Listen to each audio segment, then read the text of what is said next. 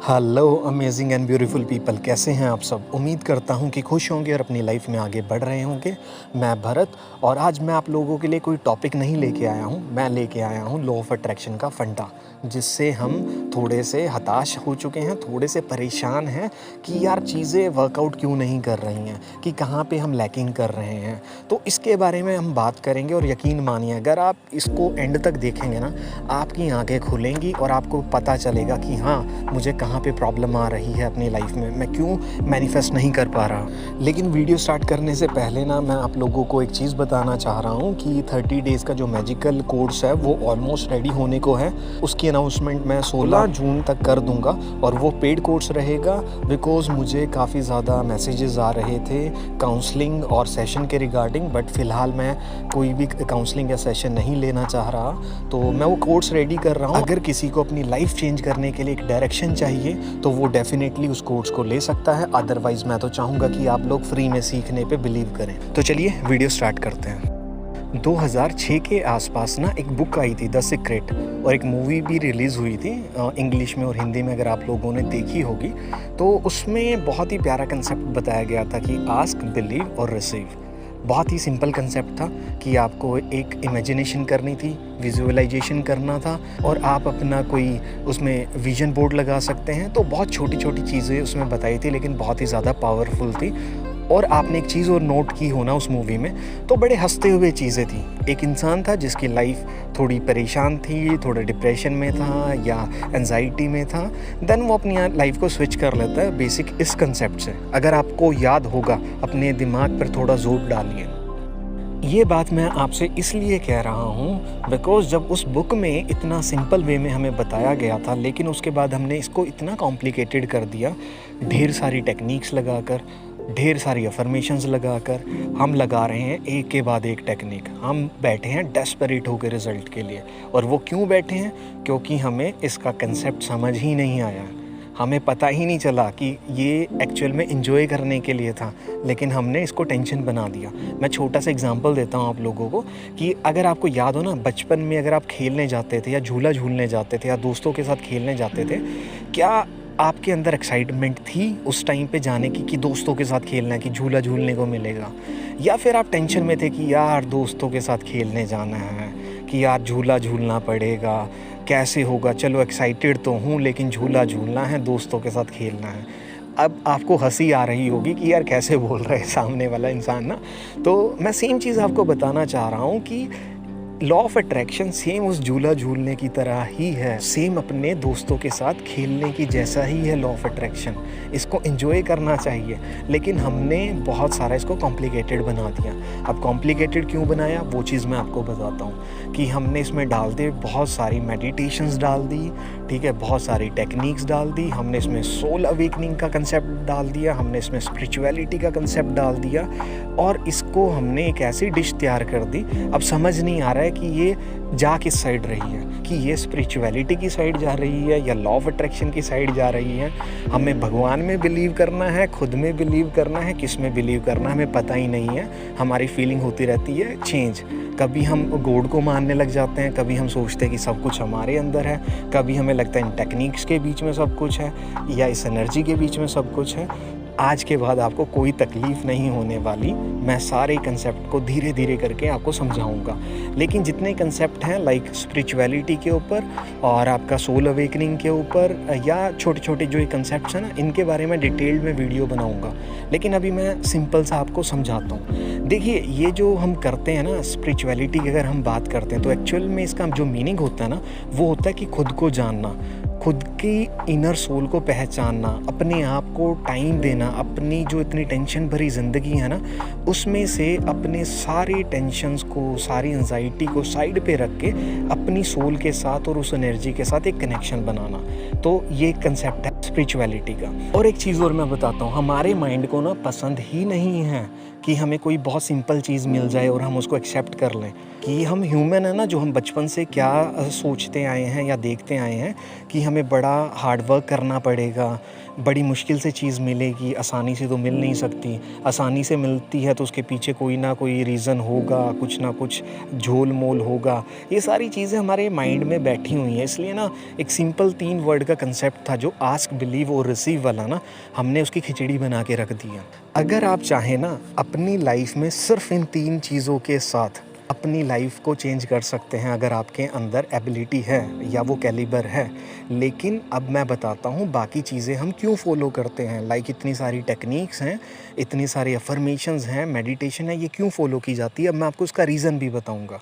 Because हम अपनी भाग-दौड़ भरी ज़िंदगी में ना, जो टेक्नोलॉजी से भरी हुई है, सोशल मीडिया है, टेंशन्स हैं, करियर को लेके, फैमिली को लेके, उसमें हम स्थिर नहीं रह पा रहे हैं कि उसमें हमारा मेंटल पीस है वो बहुत ज़्यादा डिस्टर्ब है। तो ये चीज़ें क्या करती हैं, आपके माइंडफुलनेस की साइड लेके जाती हैं, आपको पीस बनाती हैं, आप में शांति लेके आती हैं, आप में पेशेंस लेके आती हैं, आपको अपने इमोशंस के लिए जागरूक करती हैं। आपको पता चलता है कि नेगेटिव और पॉजिटिव सिचुएशंस में क्या डिसीज़न लेना है। तो ये सारी चीज़ें बेसिक उस चीज़ से जुड़ी हुई हैं, और ये मैं मानता हूँ कि अगर हम इसको लॉ ऑफ अट्रैक्शन से साइड में भी रख दें ना, तो ये हर इंसान को करनी चाहिए। अगर हम इस चीज़ को प्रॉपर जान लेते हैं या फॉलो कर लेते हैं ना, तो लॉ ऑफ अट्रैक्शन थोड़ा इजी हो जाता है। इजी क्यों हो जाता है? बिकॉज़ हमारी बिज़ी लाइफ बहुत है, टेंशन से भरी हुई।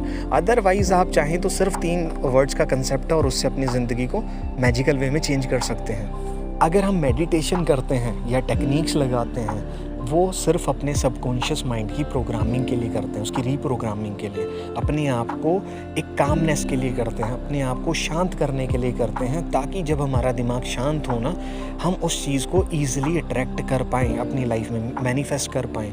लेकिन मैं आपको ना एक और हैरान करने वाली चीज़ बताऊँगा। अगर आपने अपने आप को शांत कर लिया, अगर आपने शांत कर लिया, मेरा मतलब कहने का ऐसा नहीं है कि आप अपने आप को बांध के बिठा दें और आज से फॉलो करें कि मुझे तो शांत रहना, शांत रहना। आप अशांत ही रहेंगे उस टाइम पे भी, शांत नहीं रह सकते तब भी। शांत होने का मतलब क्या होता है कि आप डेली एक नया स्टेप लेते हैं, ज़िंदगी में गलतियां करते हैं और उनको सीखते हैं, और उस गलती को दोबारा रिपीट ना करने के लिए खुद से कमिटमेंट लेते हैं। अगर आपसे कोई गलती हो भी जाती है तो आप उसको गिल्ट नहीं फील करते, तो आप शेम नहीं फील करते उस चीज़ को लेकर। अगर आप अपनी लाइफ में खुद को एक पीसफुल इंसान बनाते हुए आगे बढ़ रहे हैं ना, कि डेली अपने ऊपर काम कर रहे हैं, तो आपको अपनी मैनिफेस्टेशंस में कोई बहुत बड़ी तोप नहीं लगेंगी, वो इतनी छोटी लगने लग जाएंगी ना। आप ये कहेंगे दिल से कि यार जब कंप्लीट होनी होगी हो जाए, मुझे शांति चाहिए ज़िंदगी में, मुझे ठंडक चाहिए ज़िंदगी में, मुझे टेंशन्स नहीं लेनी है। आप ये फील करेंगे। आपको एक और चीज़ मैं बता दूं, ज़िंदगी में ना तो हम खुल के कभी गुस्सा करते हैं। अगर आप खुल के एक बार गुस्सा कर दें ना, अपना 100% गुस्सा निकाल दें, आप ज़िंदगी में कभी गुस्सा नहीं करेंगे, आपको गुस्से से नफ़रत हो जाएगी। अगर आप ज़िंदगी में 101% अब खुल के प्यार कर देना एक इंसान को, तो आपका प्यार ख़त्म हो जाएगा, आपको नई चीज़ की क्रेविंग होगी। आप वहाँ पे बैठ के जिसको आप आज पाना चाह रहे हैं ना, बैठे हुए हैं कि वो मुझे मिल जाए, वो मुझे मिल जाए। जिस दिन वो आपके साथ बैठा होगा ना, आपके माइंड में लाइफ के कोई और प्रॉब्लम के थॉट चल रहे होंगे, आप तब भी अशांत ही रहेंगे। जब आप गुस्सा करते हैं तो गुस्सा करने के बाद आपको गिल्ट फील होता है कि यार मैंने अपनी एनर्जी ख़राब कर दी, क्यों गुस्सा किया, आप फिर अशांत हो जाते हैं। तो हम एक चीज़ से निकल रहे हैं, दूसरी में फंस जाते हैं, दूसरी से निकलते तीसरी में फंस जाते हैं। देखिए, लॉ ऑफ अट्रैक्शन आपकी ज़िंदगी को खूबसूरत बनाने का ज़रिया होता है। कि लॉ ऑफ अट्रैक्शन का मतलब ये नहीं है कि आपने कोई जादू होता हुआ देखेंगे, आपने 3 वर्ड्स बोले और जादू हो जाएगा और आप कुछ काम नहीं कर रहे ज़िंदगी में। आप इस ज़िंदगी को एंजॉय करने आए हैं, आप इस ज़िंदगी को सीखने आए हैं, इस ज़िंदगी में आप एक्सपीरियंस लेने आए हैं। अगर आप पूरे फ़न से, पूरे हैप्पीनेस से आगे बढ़ेंगे ना ज़िंदगी में, आप मैजिक होते हुए देखेंगे अपनी ज़िंदगी में। तब आपको पता चलेगा कि हाँ, लॉ ऑफ अट्रैक्शन एक्चुअल में क्या चीज़ है। अगर मैं आप लोगों को एक चीज़ बताऊँ ना, ग्रेविटी के बारे में, कि ग्रेविटी पे अगर हम बात करें, हमें बड़ा नॉर्मल लगता है कि हाँ, हमें पता है कि यहाँ पे ग्रेविटी है, हम चल रहे हैं, ऊपर से नीचे कोई चीज़ आके गिरेगी तो वो नीचे आनी ही है, पॉसिबल है ये चीज़ें, तो हम श्योर होते हैं उस चीज़ के लिए। लेकिन अगर हम कोई ऐसी वीडियो देखते हैं कि स्पेस वाली वीडियो देखते हैं, अगर हमने चाँद पे कोई वीडियो देखी और उसमें जो एस्ट्रोनॉट्स होते हैं वो हवा में उड़ रहे हैं, वहाँ ग्रेविटी लेवल बहुत लो है टू कंपेयर अर्थ के, तो हम बड़े चौंक जाते हैं और बड़े फन से उसको देखते हैं। या फिर कोई स्पेस सेंटर है जहाँ पे एस्ट्रोनॉट्स जो हैं वो हवा में उड़ रहे हैं, वो अपनी ट्रेनिंग कर रहे हैं, तो हम ना बड़े खुश होकर देखते हैं कि यार कि ग्रेविटी तो कैसे काम करती है, ये तो बड़ी अच्छी चीज़ है। लेकिन हम डेली लाइफ में उसको जी रहे हैं, आप वो चीज़ नहीं देखते, लेकिन हमें हमेशा वो चीज़ें ही पसंद होती हैं जो बहुत रेयर दिखें और अपनी आंखों से देखने को मिले तो हम चौंक जाते हैं और उसको एंजॉय करते हैं। तो देखिए, लॉ ऑफ अट्रैक्शन हमारी लाइफ से जुड़ा हुआ ही है। अगर आप इसको फॉलो करें या ना करें,